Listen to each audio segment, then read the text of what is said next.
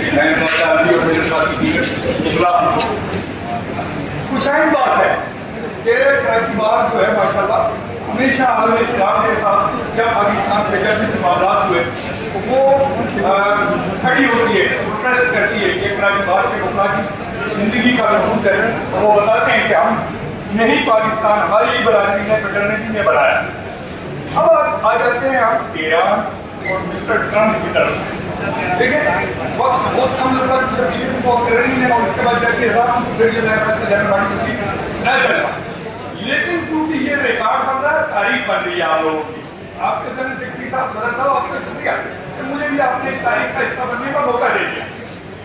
تاریخ یہ بتا رہی ہے کہ ایران وہ واحد ملک تھا جب محمد علی جناح اور فاطمہ جناح کا پاکستان بنا تو اس کو سب سے پہلے تسلیم کرنے والا وہ ایران۔ میرے اور آپ کے لیڈر جس نے خواب دیکھا Pakistan, barrister sir doctor Muhammad Allama Iqbal رحمۃ اللہ، وہ کہتا ہے تہران و عالم مشرق کا دینے والا، شاید کہ قرآن کی تقدیر بدل جائے۔ پھر آگے مجھے خوشی بھی ہو رہی ہے کہ اس قسم کی تکالیف کے اندر پاکستانی نیشن ابھی جنگ کا معاملہ ہوا، پاکستانی نیشن کو تحریر ہوئی الحمدللہ۔ یہ ایران کا معاملہ، یہاں میری قوم شیعہ سنی کے اختلافات ختم کر کے متحد اور متفق ہوتے ہیں عوامی سطح پہ نظر آئے۔ رسول اللہ صلی اللہ علیہ وسلم کی حدیث ہے، سلیمان فارسی کو دیکھ کر کہا میرے نبی نے کہ یہ شخص میری اہل بیت،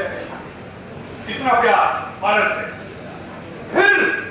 آقا کریم صلی اللہ علیہ وسلم کی ایک اور روایت ہے، علماء کرام مدینوں کے مستند بات کروں گا کہ سلمان تیری قوم مجھے سریا تک پہنچے گی۔ سلمان کی قوم ان فارس جسے ایران کہتے ہیں، مادی کی سپر پاورز رہے، یہ اور کیسر و کسا ان کو فتح کیا الحمدللہ مسلمانوں نے۔ میرے عزیزوں معاملہ یہ ہے، غیرت والی جو بات ہے وہ ضرور کرنی ہے، اور ہم بطلہ کو ہمیں فخر ہے کہ فریڈم فائٹر۔ کیا وہ میرے وطن کے بادشاہ یا سپہ سالار، بادشاہ سلامت صاحب بھی، سپہ سالار صاحب بھی، بچہ یہ تاریخ جانتا ہے میرے وطن کی کہ 71 کی جنگ میں بنگلہ دیش بن گیا، ہمارے 93,000 فوجیوں کی یونیفارم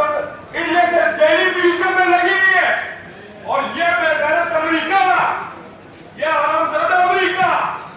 مرنا ہے ہم سب نے، ڈرنا نہیں ہے، حسینی بنو، حسینیت کی بات کرو۔ اس وقت کے یزید کے خلاف اس نے تمہاری کو دھوکہ دیا تھا، 71 کی جنگ میں آج وہ میری بیڑا آ رہا ہے تمہاری مدد کے لیے۔ اس دھوکے باز کے اوپر لعنت جائیے،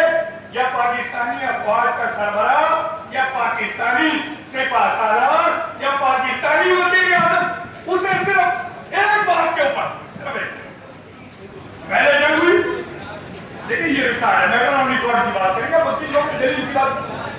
پاکستان ہندوستان کی جنگ ہوئی، اس بے حیا ٹرمپ نے کہا کہ ان میں تو 1500 سال پرانا جھگڑا ہے، لہذا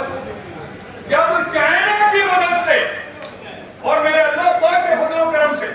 پاکستانی فوج کو بحیثیت ادارہ ہم